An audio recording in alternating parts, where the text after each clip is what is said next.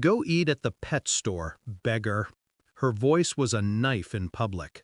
My mother-in-law didn't lower it. She never did. The waitress froze. My wife stared at her phone, pretending not to hear. I stood there at the edge of the restaurant table, the smell of grilled meat rising like smoke over an open wound. The room felt smaller, hotter. Her words hung in the air. Pet store, beggar, as if she'd spat me out with her drink. I said only one word, okay. Then I walked out, slow and deliberate, before the tremor in my hands could reach my face. Inside, my mind burned.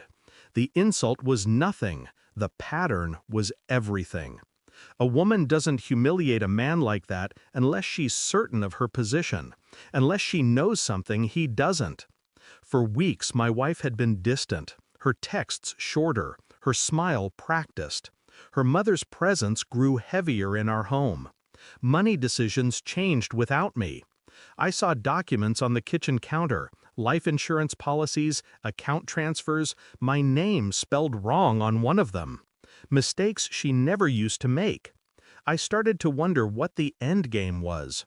They'd always thought I wasn't good enough, but now they were acting like I was already gone, like they were preparing a stage where I disappeared quietly. That night, after the restaurant, I lay awake next to my wife. She scrolled through her phone, screen light flickering across her face. I could almost see the words she typed. He won't fight back. He never does. I began checking everything. Bank statements, shared drives, even the tiny paper scraps in the kitchen trash.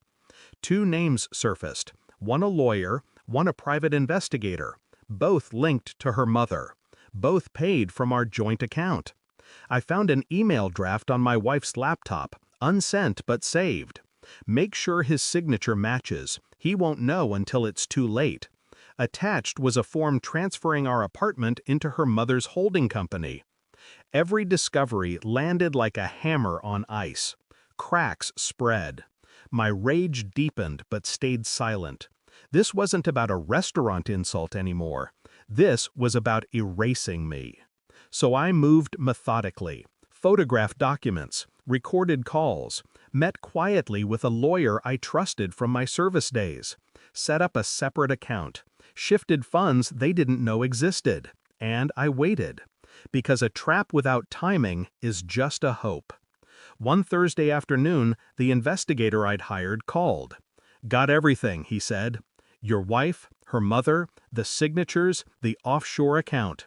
He sent the files to a secure drive. Bank transfers, emails, even a video of them together at the lawyer's office, signing documents under my forged consent. I stared at the screen. The truth was worse than I'd imagined. They weren't just stealing money. They were preparing affidavits claiming abuse, pushing me toward a criminal record, custody loss, public shame. They wanted me not just broke, but branded. I printed it all, bound it, placed it in a plain envelope, and then I went home, calm as a sniper in the tall grass. That evening at dinner, I slid the envelope across the table. Read, I said.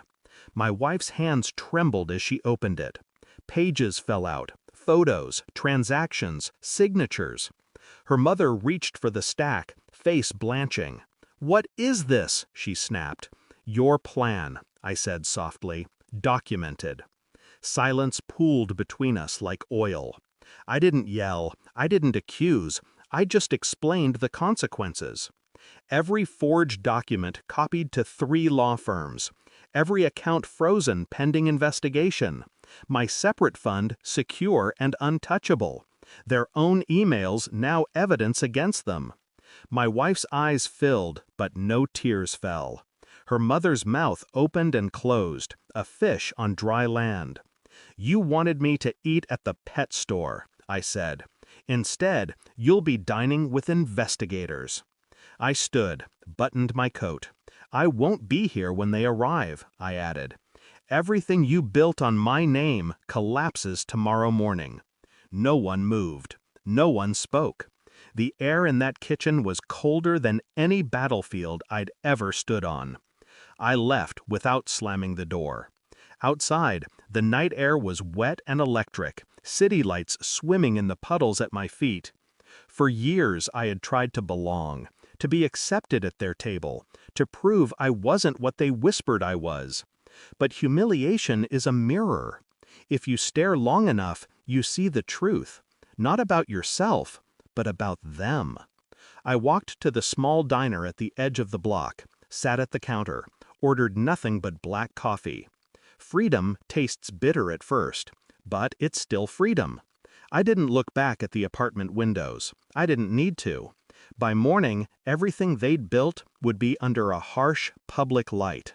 By morning, the predator and the accomplice would be prey. I took a slow sip. The coffee burned my tongue, grounding me in the moment.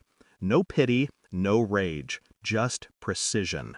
They had pushed me out of their table. I had pulled the table out from under them. They told me to eat at the pet store. Now they'll choke on the feast they prepared for themselves. Thanks for watching.